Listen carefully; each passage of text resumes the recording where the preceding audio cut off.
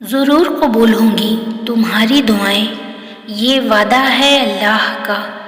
اللہ تمہاری بہتری کے لیے تاخیر ضرور کرتا ہے، لیکن وہ بھولتا نہیں۔ اپنے رب کے علاوہ کسی سے امید مت رکھو۔ تھک گئے ہو؟ دیکھو، پریشان مت ہونا، وہ اپنے بندے کو مسلسل تکلیف میں نہیں رکھتا۔ راحتیں جلد نصیب ہوں گی انشاءاللہ۔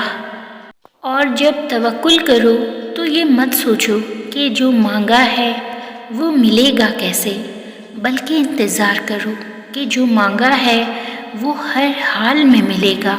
کب اور کیسے، اس بات کا فیصلہ وسیلے بنانے والے پہ چھوڑ دو۔ یہاں یوں مایوس بیٹھنے کا کیا فائدہ، جب وہاں اللہ تمہاری پکار کا انتظار کر رہا ہے۔ اگر ساری کائنات بھی تم سے منہ پھیر لے تو تمہیں تنہا خدا کافی ہے۔ چلو، اس میں اللہ کی کوئی بہتری ہوگی، بس یہی ایک جملہ ہے جو ہمت ٹوٹنے نہیں دیتا۔ اللہ تمہارے راستوں کو موڑتا ہے، تمہاری دعاؤں کو نہیں۔ وہ تمہیں اپنے طریقے سے تمہاری من پسند منزل تک لاتا ہے۔ زندگی صبر سے شکر تک کا سفر ہے۔ پیارے نبی صلی اللہ علیہ وآلہ وسلم دنیا کی سب سے بہترین شخصیت حضرت محمد صلی اللہ علیہ وآلہ وسلم ہے۔ محمد صلی اللہ علیہ وآلہ وسلم سے زیادہ سچا اور میٹھے اخلاق والا کوئی نہ تھا۔ ایک بات پر ایمان رکھیں، جو انسان ہمارے حق میں بہتر نہ ہو، اللہ اس انسان کو ہم سے دور کر دیتا ہے۔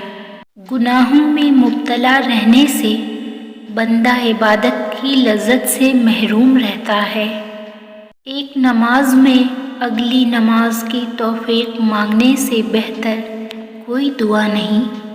زندگی کی ساری بلندیاں رب کے آگے جھکنے سے ملتی ہیں۔ سکون انسان کا کمال نہیں، رب کی عطا ہے۔ جب دل اداس ہو اور وجہ بھی سمجھ میں نہ آ رہی ہو تو سورہ رحمان پڑھ لیا کرو، دل کو سکون آ جائے گا۔